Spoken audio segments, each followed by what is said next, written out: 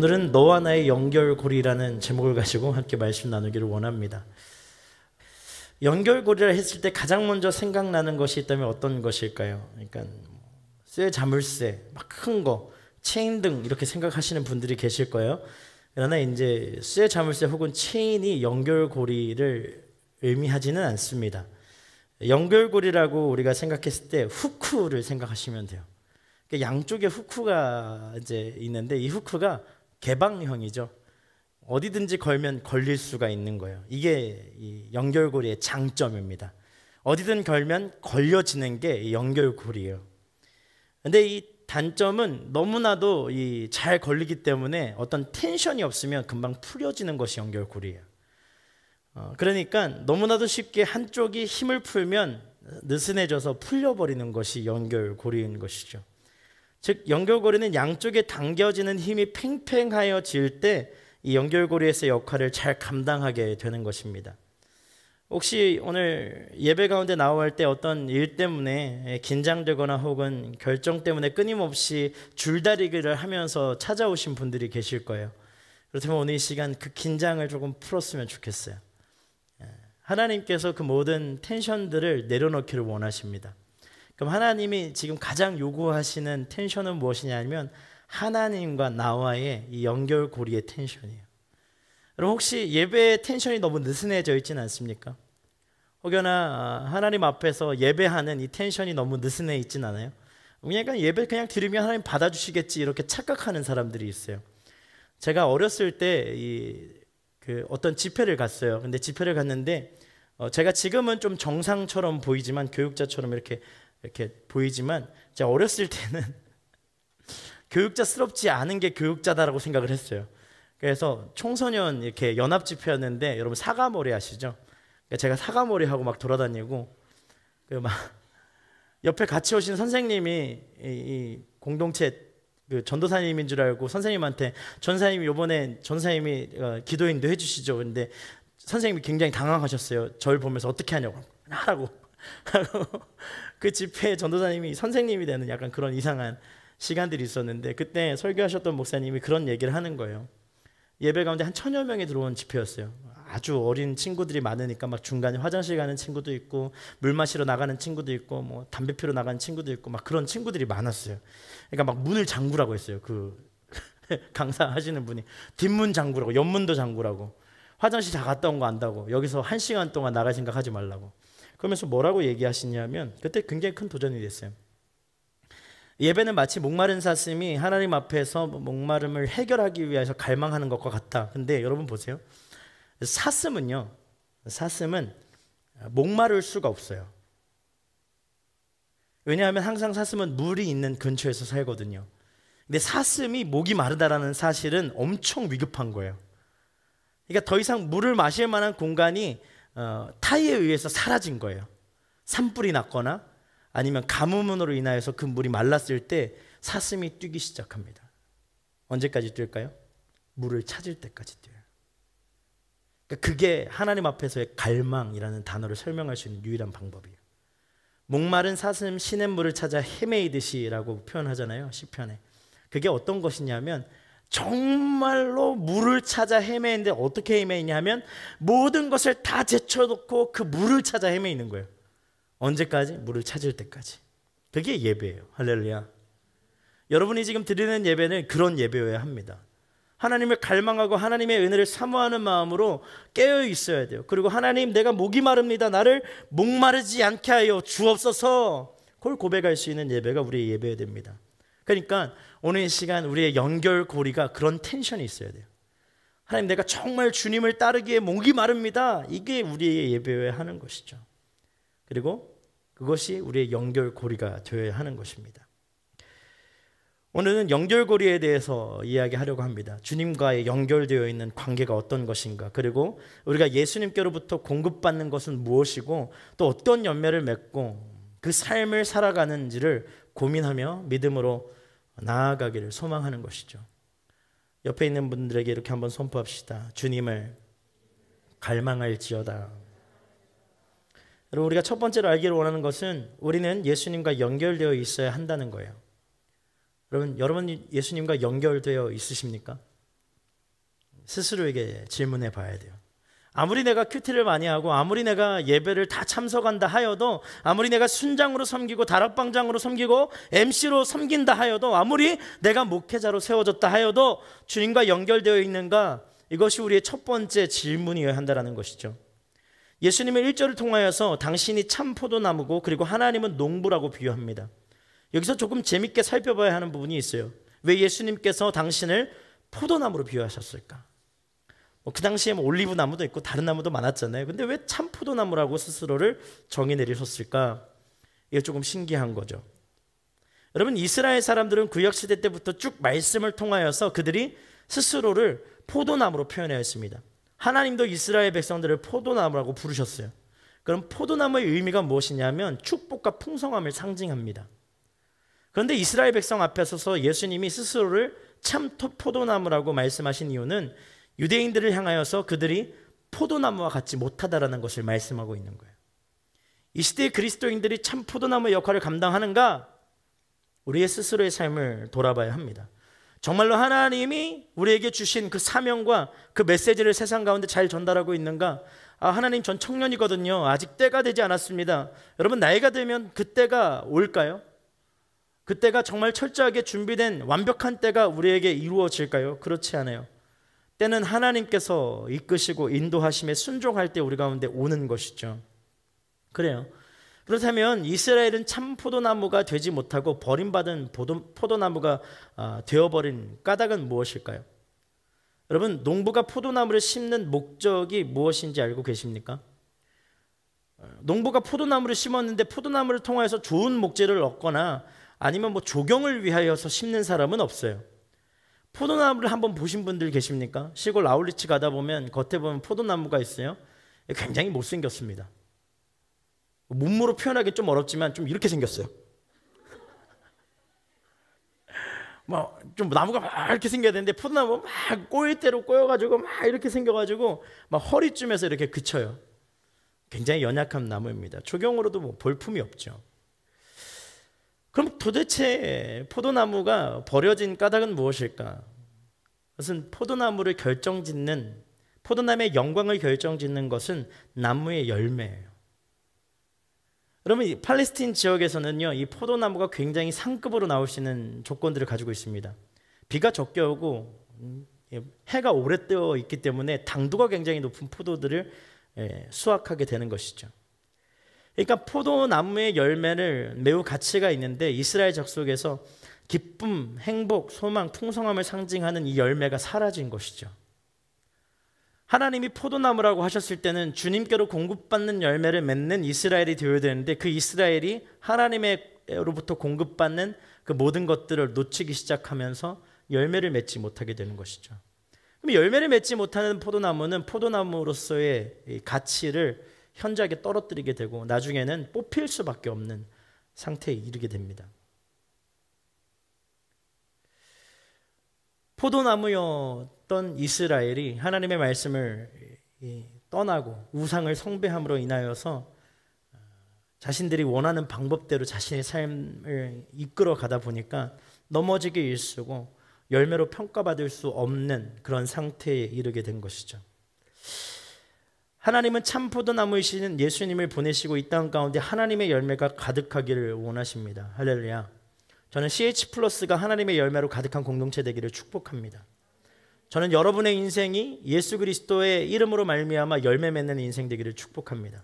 다른 것이 아니요, 예수 그리스도의 열매를 맺어야 돼요. 여러분, 혹시 여러분이 원하는 열매가 있습니까?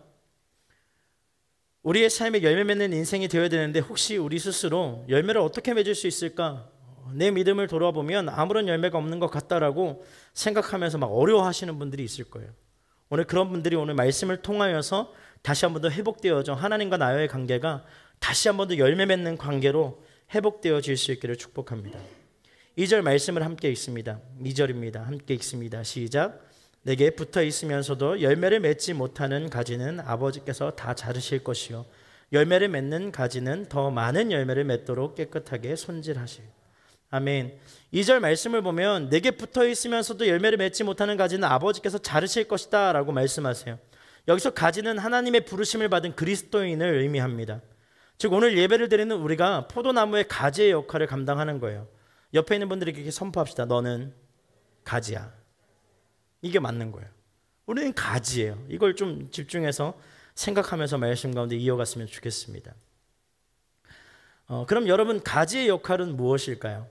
가지의 역할은 매우 간단합니다. 풍성한 열매를 맺는 거예요. 잘 되시나요? 풍성한 열매를 맺는 게 가지의 본연의 역할인데 그 역할을 잘 하고 있냐라고 제가 지금 질문하고 있는 것이죠.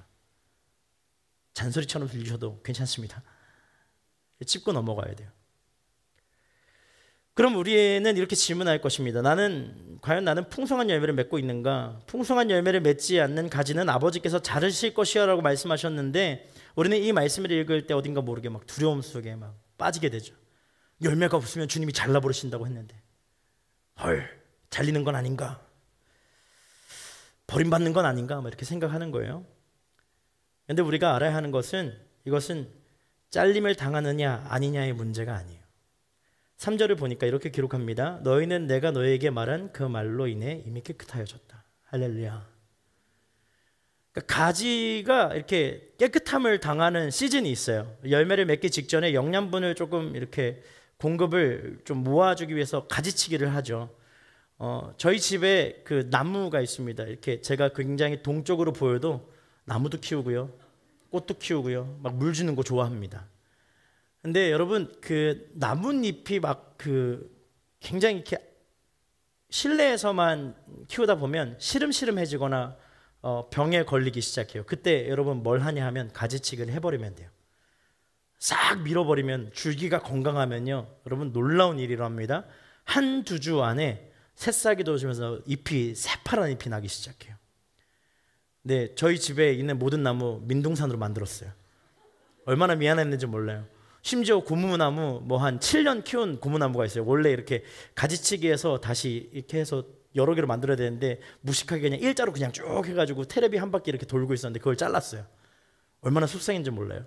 근데 문제는 안 나고 있어요, 싹이. 그래서 두려움이 있는데 좀 지나면 날 거라고 하시더라고요, 분들이. 근데 여기서 중요한 것은 무엇이냐면 가지치기를 당하지 않을까 염려하지 않아도 된다라는 거예요. 왜냐하면 이미 주의 말씀을 믿는 사람들에게는 하나님이 이미 정결함이라는 것을 허락하여 주셨어요. 할렐루야. 그러니까 우리가 더 이상 두려워하지 않아야 되는 것은 내가 정말 가지치기 당해야 될 가지인가 아닌가를 염려할 때가 아니라는 거예요. 여러분, 그 모든 두려움에서 여러분은 해방되셨어요. 할렐루야. 그걸 믿는 믿음으로 오늘 이 본문을 바라봐야 하는 것이죠. 우리가 깨끗하고 좋은 가지로 선택받은 백성이라는 사실에 감사하는 것이어야 돼요. 이 본문은 하나님, 내가 정말 정결한 가지입니까? 그래, 맞아. 넌 거룩해, 넌 정결해. 주님, 전 죄가 많은데요. 아니야, 거룩하다니까? 아니에요, 제가 죄가 많아요. 아니야, 넌 거룩해. 계속 이걸로 씨름하는 우리의 인생 아닙니까? 하나님, 저 거룩하지 않아요. 아니야, 너 거룩해. 주님이 그렇게 만드신 거예요. 할렐루야. 거룩하지 않지만 거룩하다가 칭하여 주시는 것이죠. 너무 중요해요.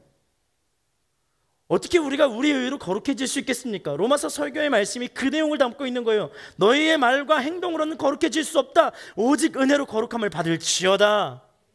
그게 우리의 인생인 거예요. 할렐루야.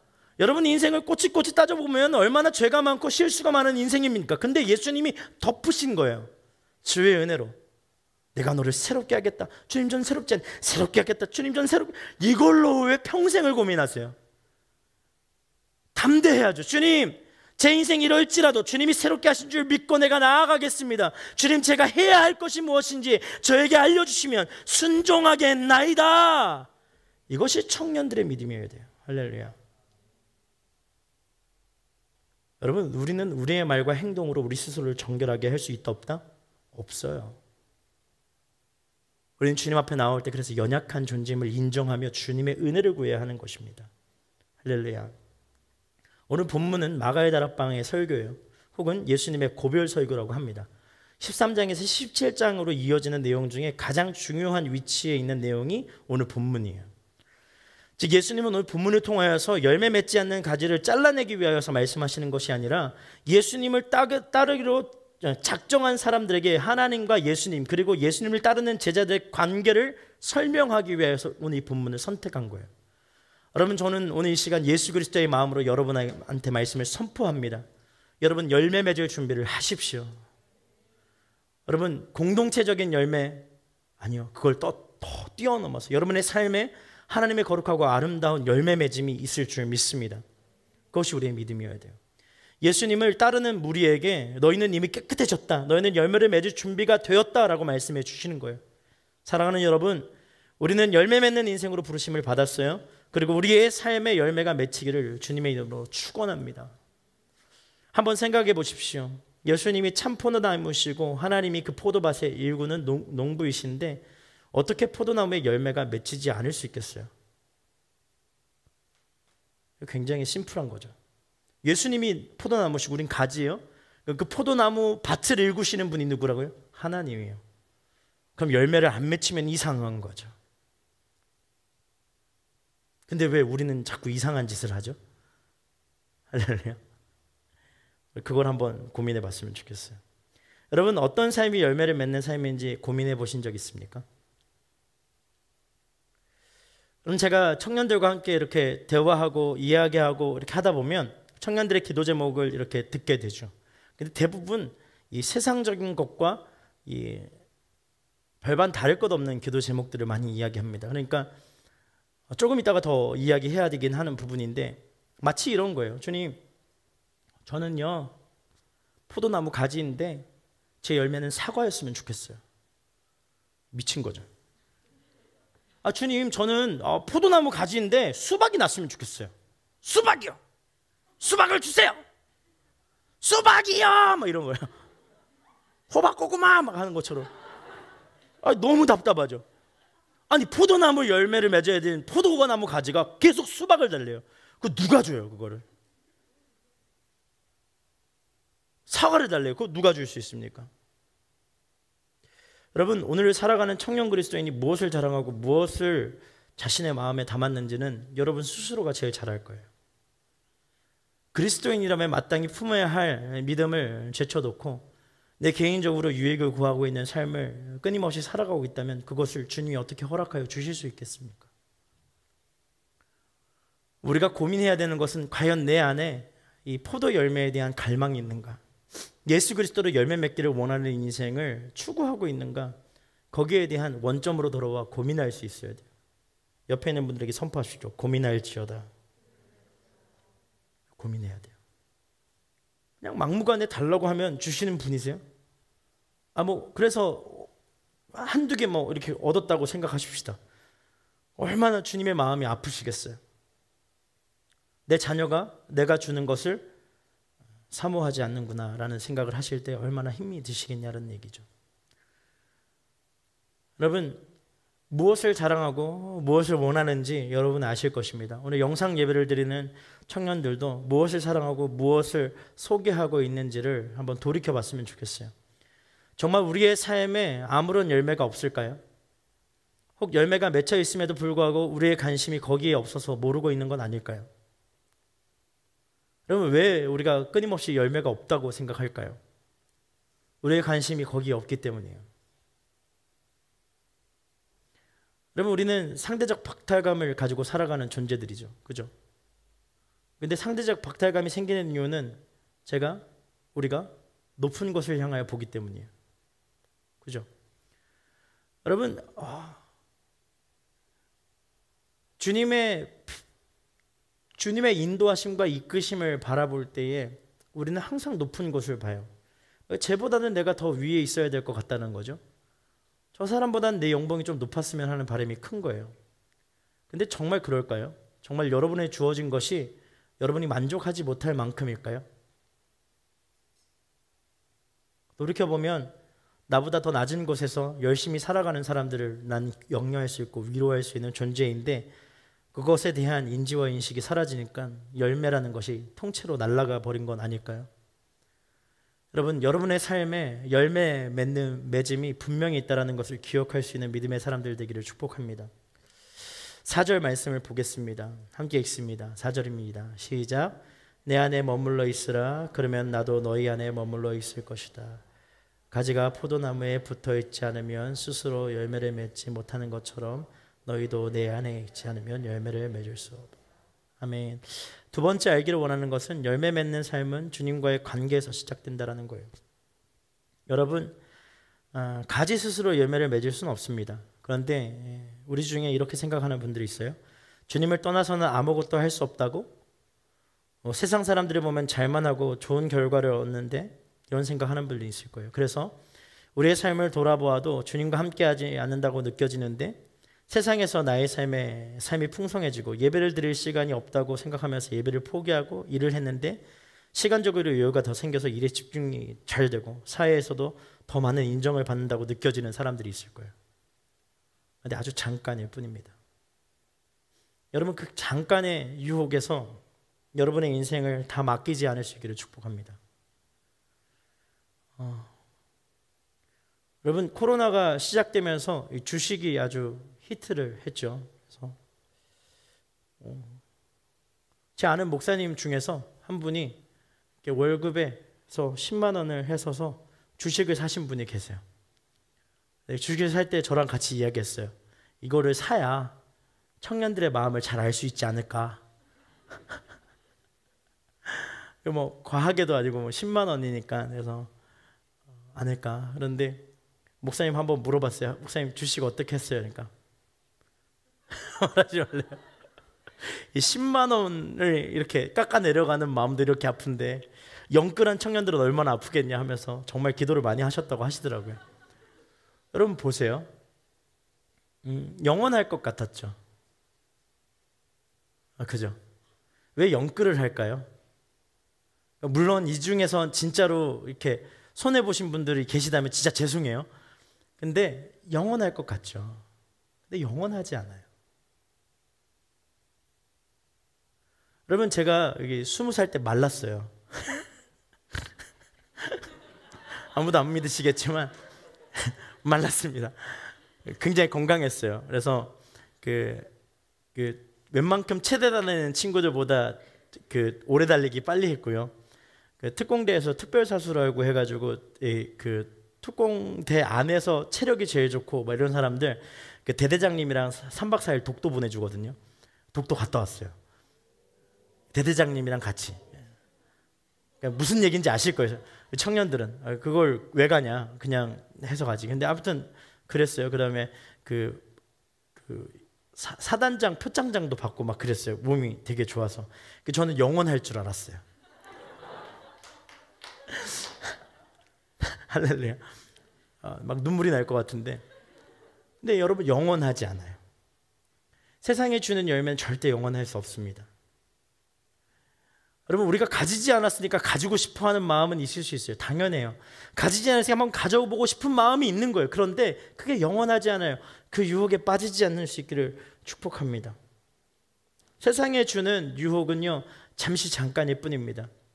하나님은 영원하세요. 영원하신 그분께서 우리의 삶에 참된 열매를 요구하세요.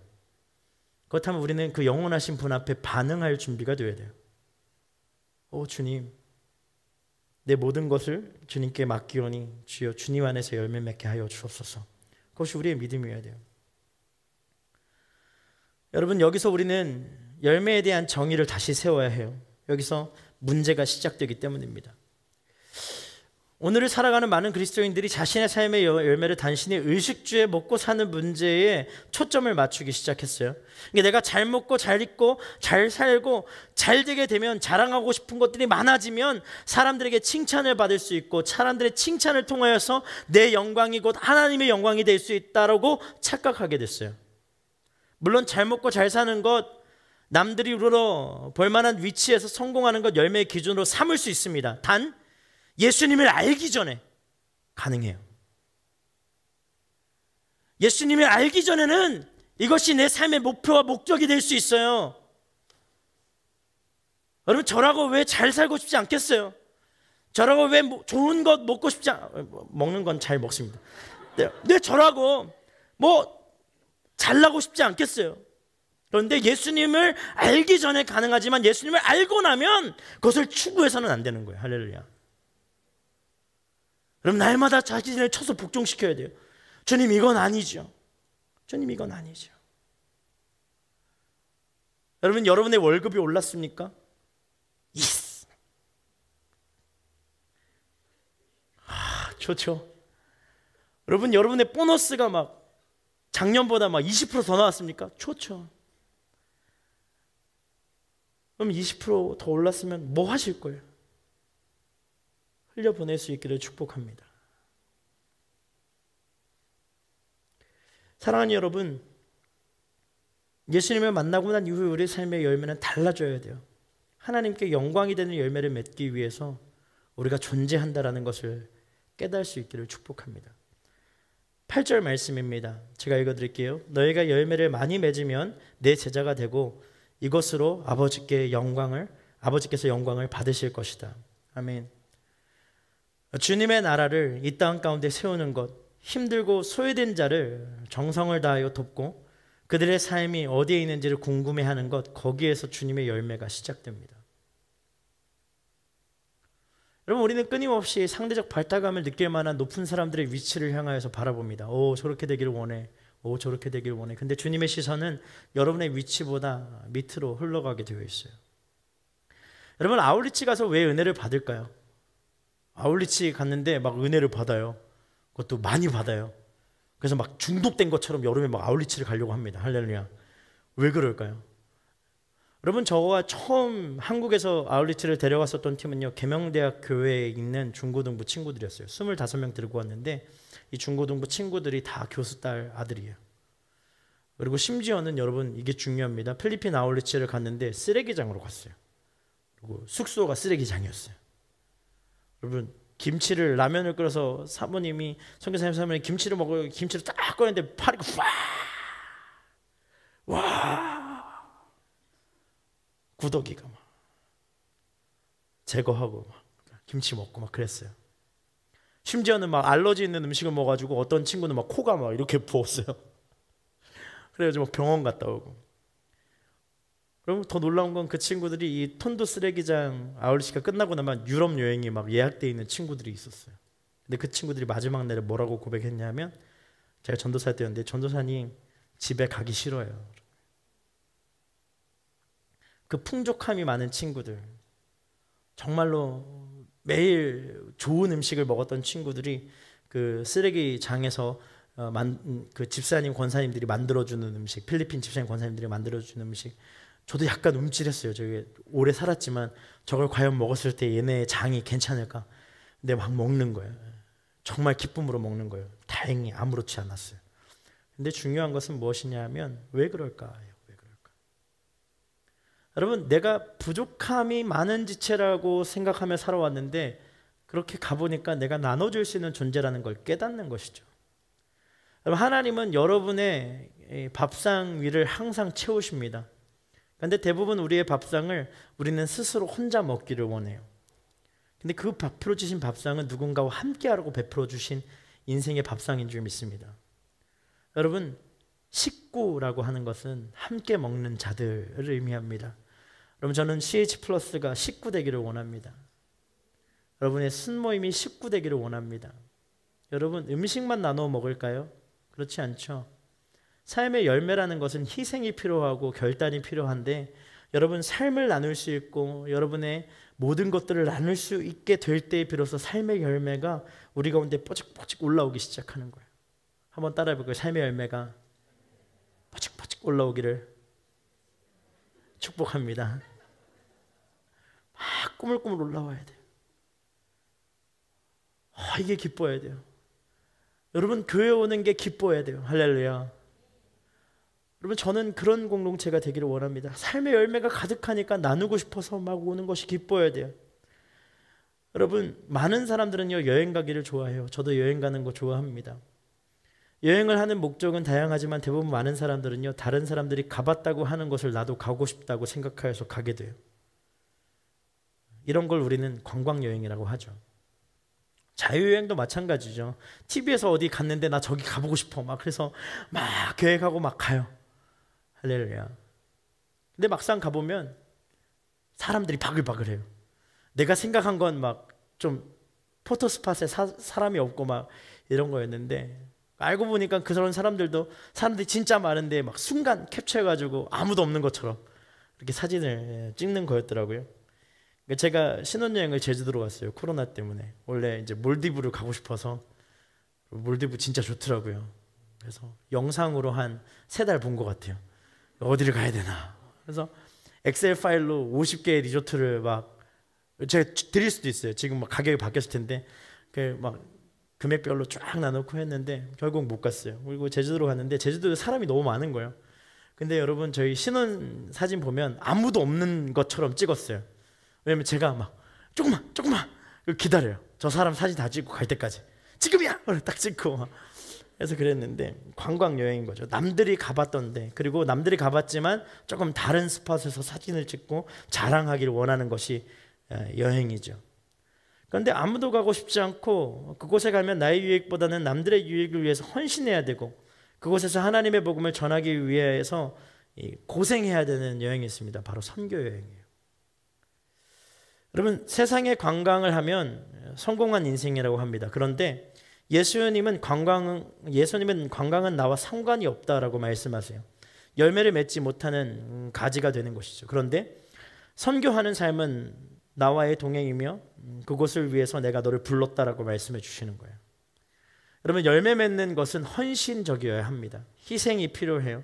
나의 수고가 나의 땀 흘림이 반드시 필요합니다. 대부분 사람들은 교회 와서 사랑받기를 원해요. 그죠? 그러면 사랑받기 싫은 사람 한번 손들어 보세요. 사랑받고 싶은 분들 손들어 보세요. 감사해요. 아무도 안 될 줄 알고. 사랑받고 싶어요. 그러면 사랑받기 위해선 뭘 해야 될까요? 먼저 사랑을 해야 돼요. 그럼 결국 사랑받고 싶은 사람만 바글바글하면 그 사랑은 채워지지 않습니다. 나 사랑받고 싶으면 내가 사랑받고 싶은 만큼 뭐 해야 되는 거예요? 먼저 사랑해야 돼요. 그럼 제가 많이 밥 사주는 이유가 있어요. 뭘까요? 밥을 얻어먹고 싶은. 장난입니다. 근데 밥을 사주다 보면 어떤 마음이 드냐면 행복해요. 아주 작은 금액이지만 그래도 내가 사주고 격려해주고 잘했다고 하나님의 마음으로 칭찬할 때 하나님이 주시는 한량없는 기쁨이 있어요. 그것이 열매예요. 할렐루야. 우리는 꼭 가시적인 열매를 원합니다. 누가 봐도 열매라고 자랑하고 싶은 게 있어요. 여러분, 그거 누구한테 자랑하겠어요? 그거 하나님 앞에 자랑할 수 있습니까? 하나님, 가방 샀어요. 리미티드 에디션 신발. 주님, 인당 14만 원짜리 뷔페 먹었어요. 좋아하실까요? 자랑할 수 없어요. 여러분, 하나님 앞에 자랑할 수 있는 것이 열매입니다. 그것을 선택할 수 있는 믿음의 사람들 되시기를 축복해요. 여러분, 4절 초반에 보면 내 안에 머물러 있으라, 그래야면 나도 너희 안에 머물러 있을 것이다 라고 얘기하세요. 주님 안에 머물러 있기를 소망하는 자는 올바른 열매를 맺을 수 있다는 것을 알려주세요. 그러니까 여러분, 부르심이 다릅니다. 할렐루야. 세상의 것과 결이 다르다는 거예요. 하나님 앞에서 이 가지를 가지고 살아가는 것, 하나님의 가지가 되는 것, 예수 그리스도의 가지가 되는 이 과정은 세상과 다른 거예요. 열매를 맺는 과정부터 열매라는 것을 바라보는 우리의 마음도 달라야 하는 것이고, 그것을 자랑하는 대상도 달라야 돼요.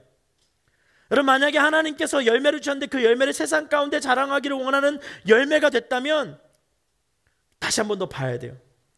여러분, 대부분 하나님 주신 열매는 세상에서 자랑하기가 좀 애매한 열매들이 많아요. 하나님이 주신 열매인데 막 자랑했어요. 그럼 세상은 뭐라고 얘기하냐면, 야, 네가 지금 그럴 때냐? 이렇게 얘기해요. 야, 네가 지금 그럴 때가 아닐 것 같은데? 야, 너 집도 안 샀는데 그렇게 해도 돼? 여러분, 굉장히 유익한 정보들 같아요. 뭔가 세상에 이런 그런 주식 정보, 이런 거, 부동산 정보 한 번씩 보거든요. 월세 사는데 왜 부동산 정보 보냐 하면 볼 수는 있잖아요.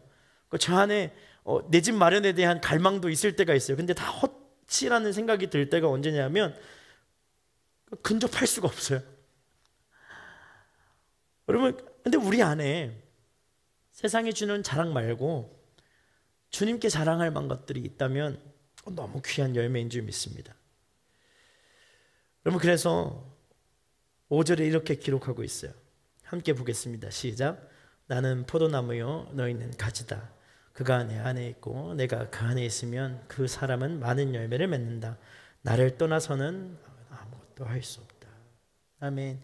예수님은 스스로를 포도나무라고 하십니다. 그리고 우리를 그의 가지라고 말씀하셨어요. 그렇다면 가지의 가장 중요한 역할은 무엇이냐 하면 나무로부터 오는 영양소를 잘 전달하는 거예요. 왜곡시키지 않고 잘 전달하는 거예요.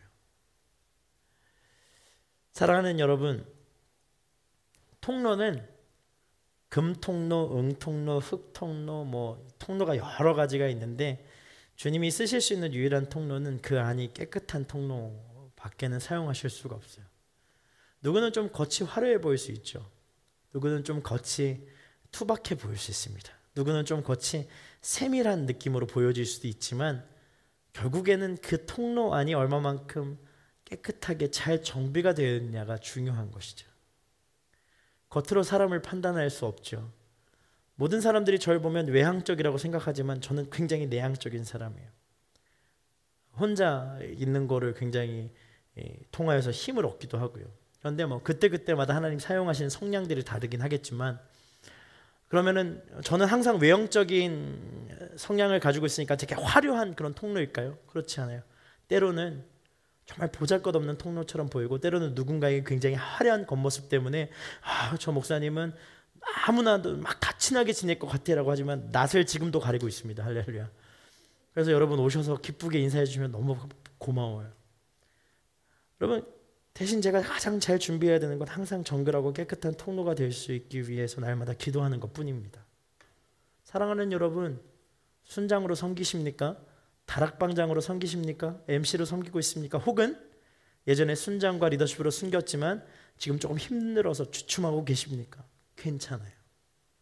우리의 겉으로 드러나는 모습은 그럴 수 있습니다. 하지만 가장 중요한 건 우리 속이 하나님이 사용하실 만한 깨끗한 통로로 준비되는 과정이 지금 우리 공동체 가운데 필요하다라는 거예요. 할렐루야. 여러분 스스로의 삶을 정결하게 돌아볼 수 있는 믿음의 사람 될 수 있기를 축복합니다. 여러분 오늘 어떤 상황입니까? 어떤 상황이 있는지 한번 돌아보십시오. 여러분 상황이 너무 어렵습니까? 너무 바쁩니까? 혹은 너무 외롭습니까? 그런데 주님이 오늘 말씀하십니다. 사랑하는 아들과 딸아, 이곳에 나와 나의 가지가 되어주지 않겠니? 나는 포도나무고 너는 가지라고 말씀하는 이 말씀을 잊지 않았으면 좋겠다라고 말씀해 주시는 것이죠. 여러분 우리는 통로의 역할을 충실하게 감당해야 될 줄 믿습니다. 때론 우리가 가지로 부르심을 받았는데 자꾸 나무가 되려 할 때가 있죠. 내가 어떤 열매를 맺으면 좋을지 계산합니다. 그리고 얼마나 많은 열매를 맺었는지도 계산합니다. 여러분 가지는 전달하는 존재예요. 계산하는 존재가 아닙니다. 믿음으로 전달할 수 있는 하나님의 사람들 될 수 있기를 축복해요. 여러분 하나님과 우리와의 관계는 상호적입니다. 6절 말씀을 보면 누구든지 내 안에 있지 않으면 그 사람은 쓸모없는 가지처럼 버려져 말라버린다. 사람들이 그런 가지들을 모아다가 불 속에 던져 태워버린다라고 기록하고 있습니다. 여러분 이 상호적인 관계가 끊어지면 가지는 이 상호적인 관계에서 잘려 나오게 되어 있습니다. 아까 서두에 말씀드렸죠. 하나님과 우리의 관계가 텐션을 가지고 있어야 된다고 말씀드렸어요. 갈망하는 마음을 통하여서 가지는 붙어 있게 됩니다. 사랑하는 여러분, 여러분이 지금 하나님을 향한 갈망이 사라졌거나 예수 그리스도에 대한 갈망이 잊혀져 있다면 이 가지와 나무와의 관계에서 아마 분명히 가지가 떨어지기 직전에 있을 것입니다. 왜냐하면 더 이상 하나님께로부터 오는 영향을 공급받지 않고 있기 때문이에요. 사랑하는 여러분, 두려움에 휩싸였습니까? 혹시 여러분의 삶에 응답을 기다리며 고민하지만 응답되지 않는 기도의 제목들로 인하여서 여러분의 마음이 무너졌습니까? 그때 주님을 더 갈망하십시오. 여러분 기도를 시작하신 이가 주님이시면 기도를 응답하게 하신 이도 주님이실 줄 믿습니다. 사람은 사람의 능력으로 기도할 수 없어요. 사람은 사람의 능력으로 내가 기도할 수 있다고 착각하는데 그렇지 않습니다. 여러분 기도를 하게 하시는 분도 하나님이세요. 이 문제를 놓고 내가 기도를 해야 되겠다라고 판단이 있어서 하나님 앞에 기도하였지만 그 기도의 시작을 주님이 하신 거예요. 그렇다면 반드시 그 기도의 응답을 주님이 하실 줄 믿습니다. 여러분 어떤 문제를 놓고 기도하다가 멈췄습니까? 더 강력하게 기도하십시오. 어떤 죄의 문제를 놓고 기도하다가 이제 그 텐션이 점점 늦춰져서 더 이상 죄로 여기지 않는 이상한 죄에 빠져 있지 않습니까? 여러분 제가 어떤 목사님과 이야기하는데요. 그 목사님이 이런 얘기를 하시더라고요. 사람이 하나님 앞에 범죄하는 죄가 변하지 않는데요. 되게 공감했어요. 저도 공감한 거거든요. 어렸을 때 지었던 죄가 지금까지 여러분을 붙잡고 있는 것이죠. 그렇다면 그 죄에 대한 경계심을 우리는 어느 순간부터 좀 풀었을 거예요. 근데 하나님은요, 그걸 원하지 않으세요. 텐션을 가지고 주님 앞에 기도하기를 원하십니다. 그럴 때 하나님의 응답과 은혜가 우리 가운데 임하는 것이죠. 사랑하는 여러분, 12절 말씀을 보면요, 오늘 본문에 나와 있지는 않지만 오늘 12절 말씀 보면요, 내 계명은 이것이다. 내가 너희를 사랑한 것 같이 너희도 서로 사랑하라 말씀하세요. 여러분, 즉 열매를 맺으면서 가장 중요한 건 사랑이라는 거예요. 이 이야기하고 우리 말씀을 마치면 좋을 것 같아요. 자, 한번 깨워보세요. 여러분 보세요. 열매를 맺고 싶어요.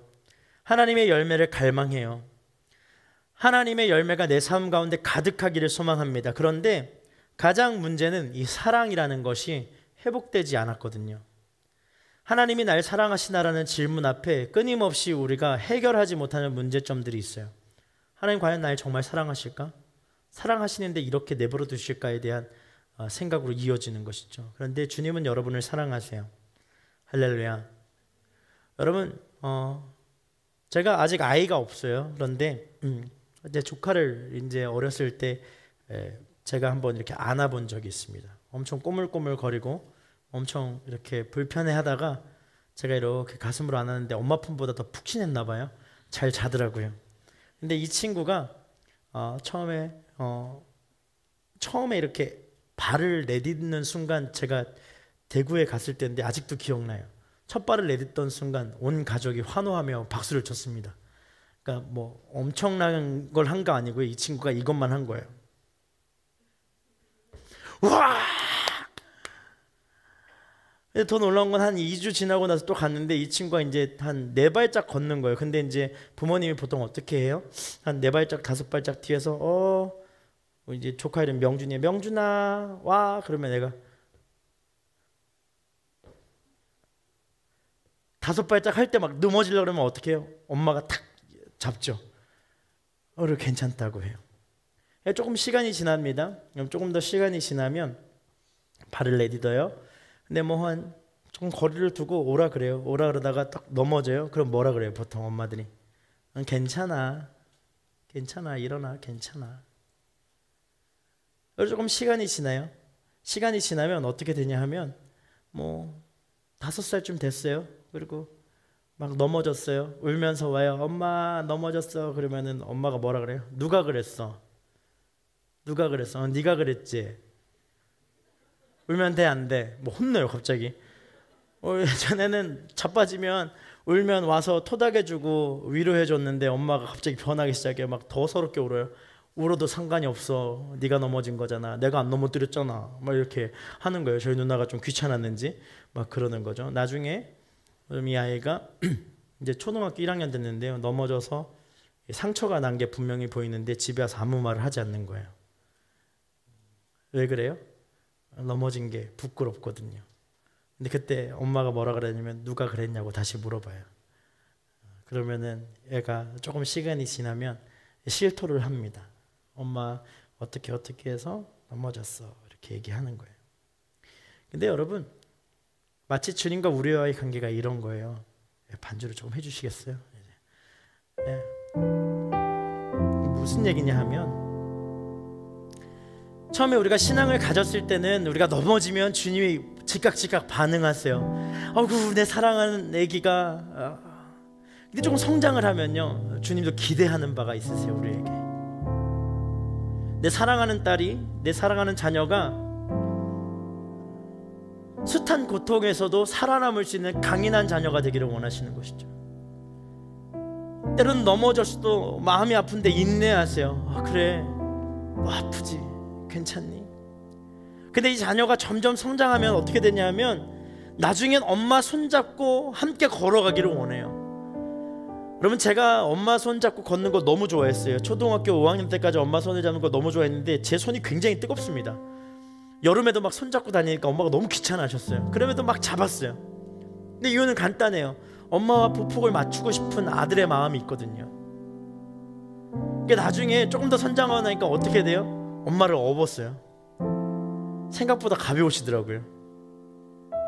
업고 올라가기도 하고요. 때로는 엄마가 막 힘들어하시면 이렇게 안아드립니다. 안고 이렇게 방으로 가서 이렇게 눕힌 다음에 다리도 주물러 드려요. 이게 하나님과 우리와의 관계여야 돼요. 할렐루야. 여러분, 하나님이 여러분의 성장을 기다리고 계세요. 열매 맺는다 하면 여러분의 성장을 의미해요. 언제까지 엄마 타령하며 쓰러져 있는 나를 주님 좀 일으켜 세워달라고 기도하시겠어요? 물론 그럼 주님이 오셔서 일으켜 세워주세요. 20살 된 내 아들아. 우쭈쭈. 이상하지 않아요, 그림이? 신앙은 분명 성장하는 거라고 했는데 왜 성장하지 않은 모습을 기대하며 인큐베이터 안에 있는 나를 항상 끄집어내서 주님, 저 이런 존재예요. 너무 답답하지 않으세요? 여러분, 언제 주님의 손을 잡으시겠습니까? 언제 주님의 위로가 되어 주시겠습니까? 언제 주님의 마음을 시원케 하는 자가 되시겠습니까?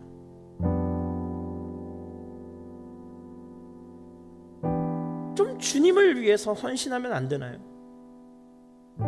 좀 주님을 위해서 나의 고통을 좀 참아내는 믿음을 가지면 안 되나요? 주님을 위해서라면 내 생명도 아끼지 않았던 수많은 예수 그리스도의 제자들과 같은 한 명으로 이 시대 가운데 그 역할을 감당해내는 믿음의 청년이 되면 안 되나요? 무엇이 여러분을 그렇게 연약하게 만듭니까? 주님이 여러분에게 공급해주지 않은 것이 무엇입니까?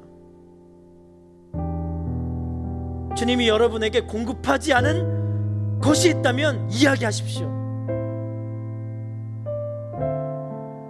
생명도 주셨고 섬길 수 있는 능력도 주셨고 사랑할 수 있는 마음도 주셨는데 무엇이 그렇게 부족하여서 아직도 주님, 저는 주님의 사랑이 필요합니다 라고만 이야기하고 계십니까? 여러분, 가십시오. 여러분에게 상처를 준 사람들에게 가십시오. 그리고 주님의 이름으로 사랑한다 이야기하십시오. 여러분의 도움이 필요한 곳으로 가십시오. 가셔서 주님이 행하신 놀라운 일들을 대신하여 행할 수 있는 믿음의 청년들 될 수 있기를 축복합니다. 여러분은 할 수 있어요. 주님이 우리에게 행하신 그 능력으로 우리는 살아낼 수 있고 살아갈 수 있습니다. 여러분, 우리가 행하면 주님이 채우세요. 할렐루야. 주님은 기다리십니다. 그리고 주님은 여러분을 위하여서 중보하십니다. 그 믿음을 가지고 오늘 이 시간 이 고백의 찬양으로 나아가기를 원합니다.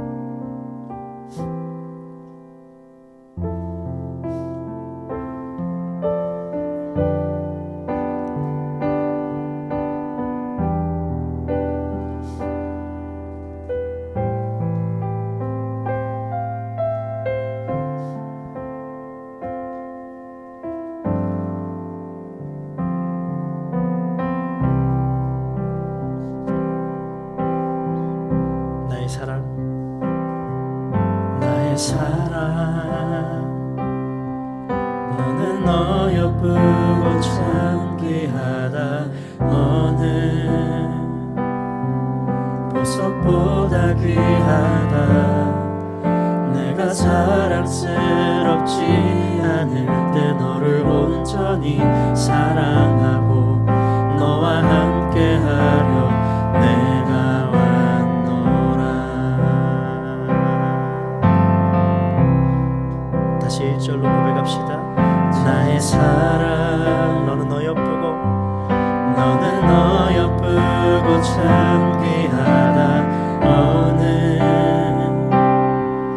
보석보다 귀하다. 내가 사랑스럽지 않을 때 너를 온전히 사랑하고 너와 함께하려 내가 와. 주님의 나라와 주님의 나라와 뜻이 나의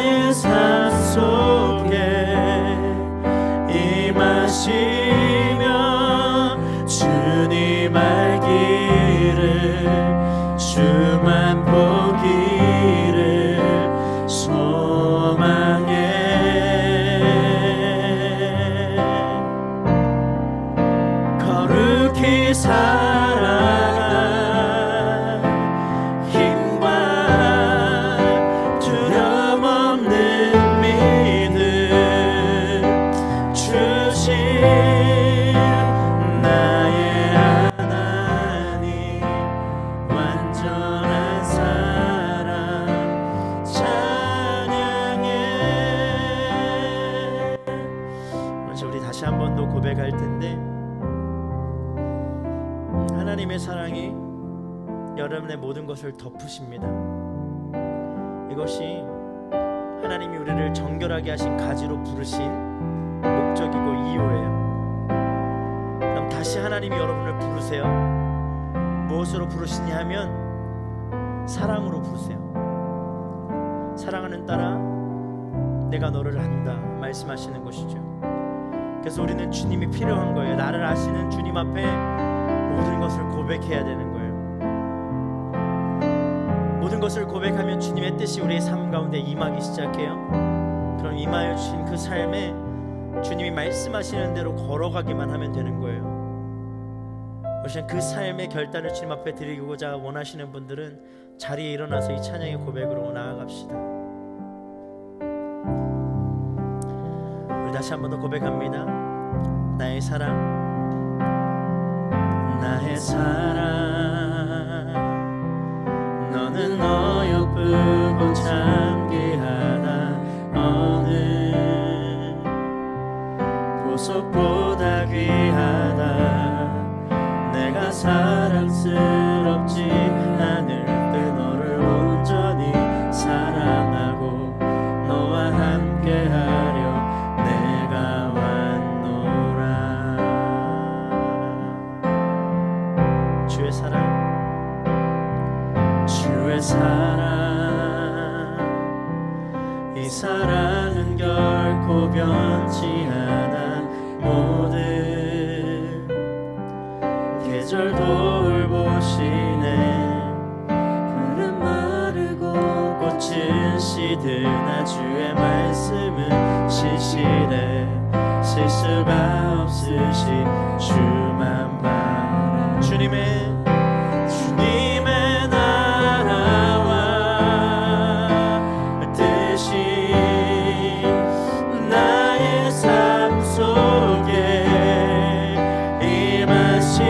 임하시며 주님 알기를 주만 보기를 소망해. 거룩히 사랑할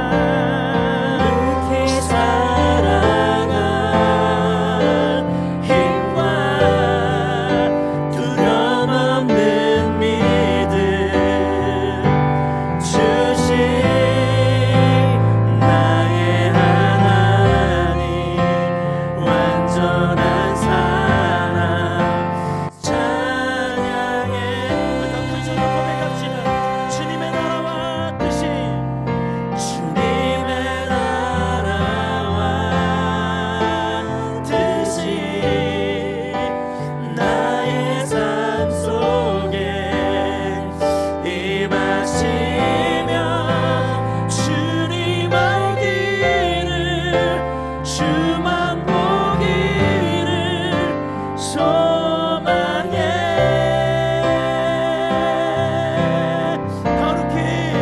거룩히 살아갈 힘과 두려움 없는 믿음 주신 나의 하나님 완전한 사랑 찬양해. 여러분 오늘 이 시간 우리 함께 기도하며 나아갈 때 우리 회중석에 불을 좀 꺼주시겠어요?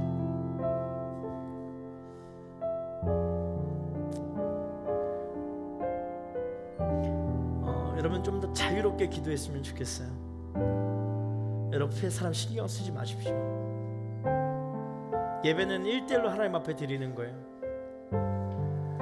하나님의 성령의 채우심은 오늘 이 시간 우리 가운데 임하십니다. 할렐루야. 받아들이세요. 하나님 성령님 오시옵소서. 내 연약한 마음을 주님의 사랑으로 회복시켜 주옵소서. 여러분 성령님을 받아들이십시오. 오늘 시간 여러분 가운데 성령님이 임하십니다. 성령님이 채우십니다. 여러분, 여러분이 하나님 앞에서 드려야 할 이 신앙의 잘못된 모습들이 있다면 고백하십시오. 여러분의 죄가 하나님 앞에서 드러나는 것이 두렵습니까? 하나님은 그 죄를 보시고 치유하실 수 있는 유일한 분이세요. 여러분, 열매 맺지 않는 삶에 대한 강박이 있습니까? 그것도 하나님 앞에 내려놓으십시오. 주님이 회복해 하세요. 할렐루야. 혹시 무릎을 꿇을 수 있는 분들은 꿇으시고, 서서 기도하실 분들은 서서 기도하시고, 앉아서 기도할 분들은 앉아서 기도하시면 좋을 것 같아요. 기도할 때 하나님, 성령 하나님, 나를 회복시켜 주옵소서. 하나님, 나를 인도하여 주옵소서. 주님을 바라보는 믿음으로 하나님 회복시켜 주시고 인도하여 달라고 주의 한번 부르짖고 동성으로